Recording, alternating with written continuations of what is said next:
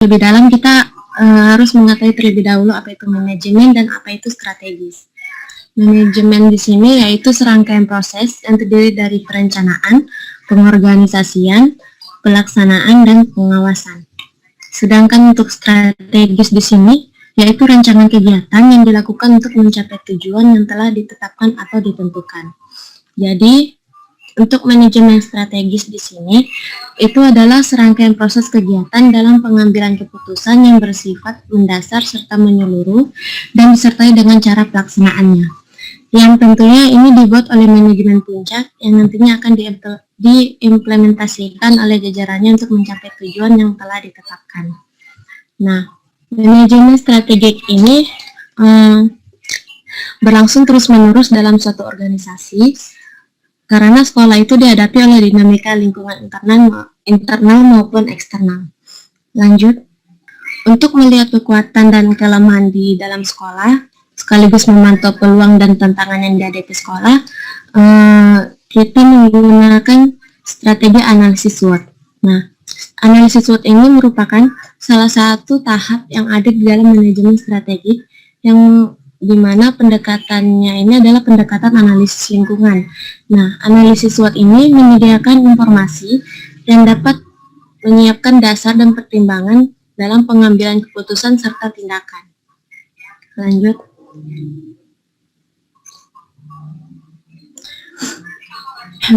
Yang pertama itu ada strength. Jadi strength di sini merupakan kekuatan atau kelebihan yang ada pada organisasi. Nah, strength ini merupakan kondisi internal positif yang memberikan keuntungan dalam menghadapi persaingan bagi lembaga pendidikan. Berikutnya itu ada weakness. Weakness di sini adalah kelemahan dari sebuah organisasi.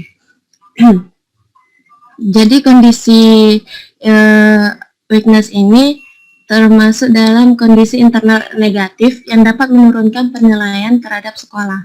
Nah, kelemahan ini dapat berupa rendahnya SDM yang dimiliki, produk yang tidak berkualitas, dan juga kepemimpinan yang buruk.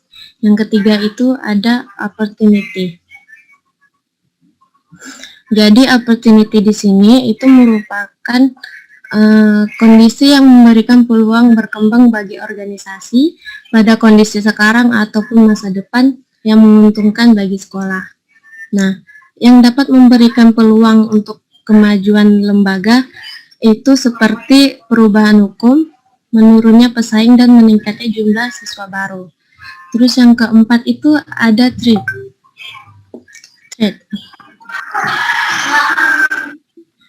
Jadi di sini threat itu adalah situasi yang merupakan ancaman bagi organisasi yang berasal dari luar organisasi yang dapat mengancam eksistensi organisasi pada masa depan dan secara serius dapat memengaruhi masa depan lembaga pendidikan. Selanjutnya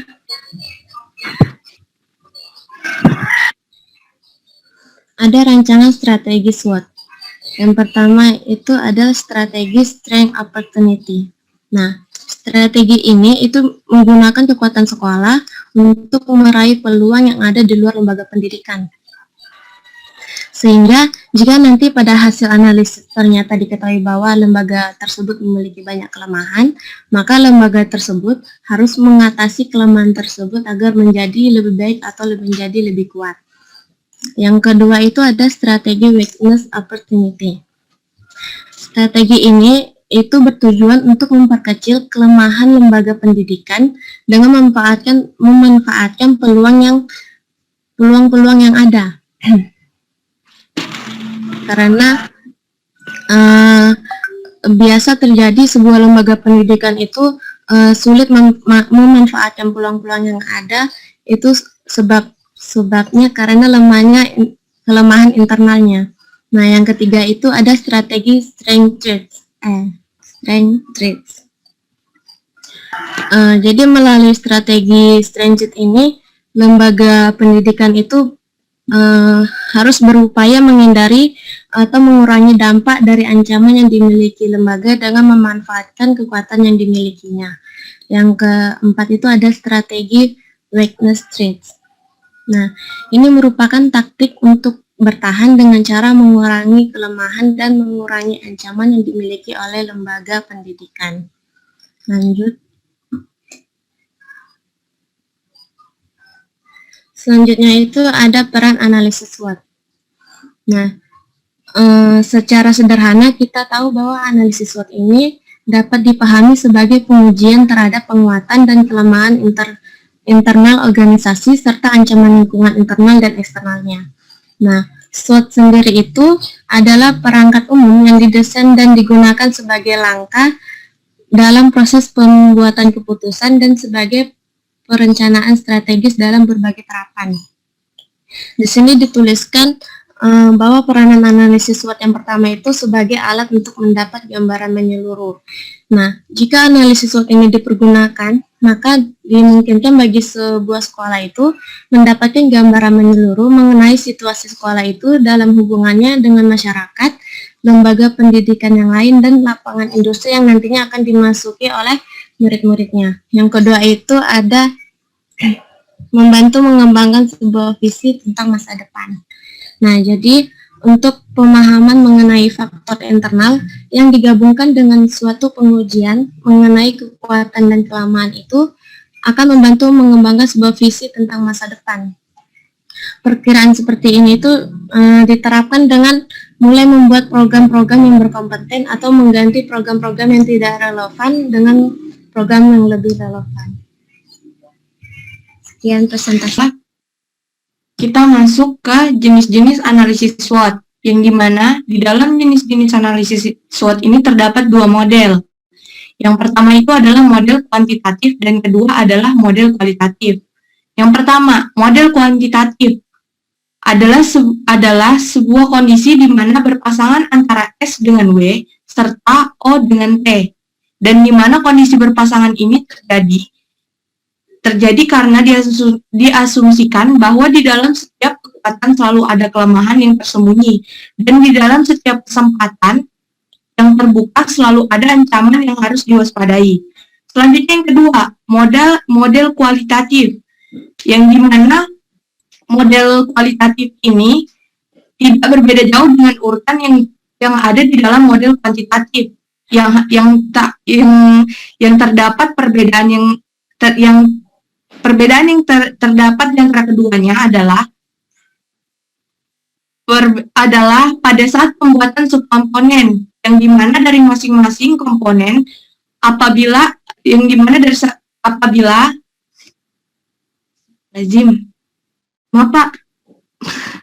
model kuantitatif, setiap subkomponen S memiliki pasangan pada subkomponen W, dan di mana subkomponen O memiliki pasangan pada subkomponen T. Maka dalam model kualitatif ini tidak terjadi. Selanjutnya adalah visi. Nah, yang dimana visi dapat disebut juga gambaran tentang masa depan yang realistik dan ingin diwujudkan dalam kurun waktu tertentu. Menurut Hicks dan Majdlouf, dalam Akdon pada tahun 2007 menyatakan bahwa visi adalah pernyataan yang merupakan sarana yang pertama untuk memberitahukan alasan keberadaan organisasi dalam arti yaitu tujuan dan tugas pokok. Yang kedua, menunjukkan framework hubungan antara organisasi dengan stakeholder. Dan yang ketiga, menyatakan sarana utama dalam kinerja organisasi sebagai pertumbuhan dan perkembangan. Baiklah, sekian dari saya. Selanjutnya akan dijelaskan oleh Saudari Maya. Selanjutnya adalah misi. Misi adalah pernyataan tentang hal yang harus dicapai oleh organisasi untuk pihak yang berkepentingan pada masa yang akan datang. Misi memiliki pernyataan yang mencerminkan tentang suatu penjelasan yang sangat diperlukan oleh masyarakat untuk mencapai misi tersebut. Misi terlihat tugas utama yang harus dilakukan organisasi adalah untuk mencapai tujuan organisasi tersebut. Pernyataan dalam misi memiliki definisi yang jelas tentang pekerjaan yang diemban suatu organisasi yang diinginkan dalam kurun waktu tertentu. Pernyataan misi juga menunjukkan pentingnya ekstensi organisasi karena misi merupakan alasan dasar berdirinya sebuah organisasi. Di luar sana banyak organisasi yang gagal karena pernyataan pada misi hanya dirumuskan untuk memperhatikan kepentingan dirinya sendiri, serta mengabaikan kepentingan masyarakat, pelanggan, maupun stakeholder. Kemudian pernyataan dalam misi. Misi harus menunjukkan dengan jelas tentang apa yang akan dicapai oleh organisasi dan bidang kegiatan utama organisasi yang bersangkutan. Yang kedua itu misi harus apa saja yang harus dilakukan untuk mencapainya. Yang ketiga itu mengandung partisipasi dari masyarakat luas terhadap perkembangan bidang utama yang organisasi geluti. Selanjutnya ada tujuan. Pencapaian tujuan merupakan ukuran dari keberhasilan kinerja faktor-faktor kunci suatu organisasi. Nah, oleh karena itu, tujuan juga merupakan bagian internal pada sistem strategis manajemen yang di dalamnya mengandung usaha untuk melaksanakan suatu tindakan. Untuk itu, tujuan tersebut harus menegaskan secara khusus tentang kapan dan apa yang harus dicapai dalam suatu organisasi. Nah, tujuan organisasi pada dasar untuk jangka panjang, tetapi yang harus diselesaikan selama waktu yang telah ditentukan. Terus selanjutnya ke kriteria tujuan. Yang pertama itu tujuan harus serasi dan mengklarifikasikan visi maupun misi. Yang kedua, pencapaian tujuan akan memenuhi atau berkontribusi memenuhi misi, program, dan subprogram suatu organisasi. Kemudian selanjutnya itu tujuan akan menjangkau hasil-hasil penelitian lingkungan internal maupun eksternal yang diprioritaskan serta mungkin dikembangkan dalam merespon isu-isu strategis tersebut.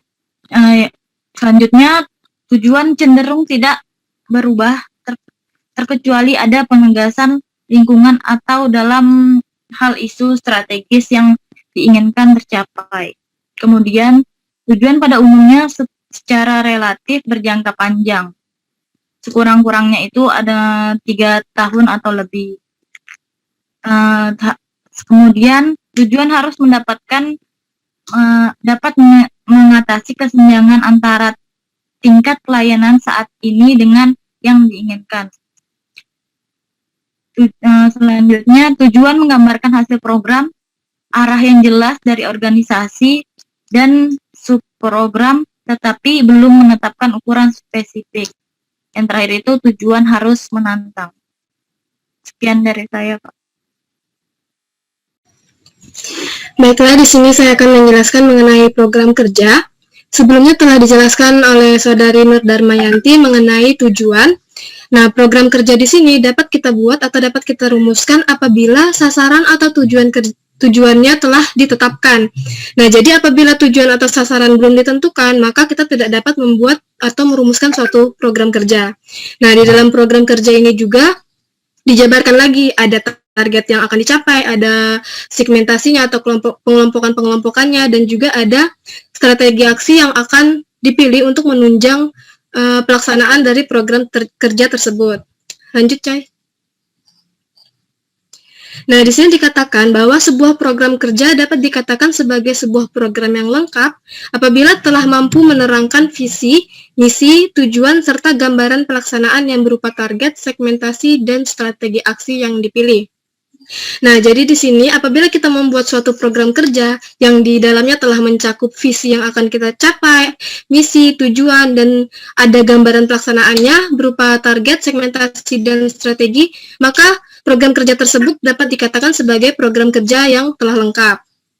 Dan juga pelaksanaan program kerja ini diikuti dengan proses evaluasi. Jadi selama program kerja berjalan, selama itu juga dilakukan proses evaluasi.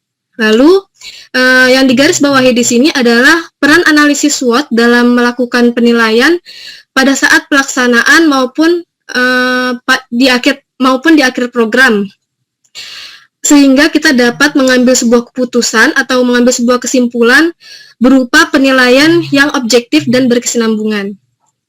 Lanjut.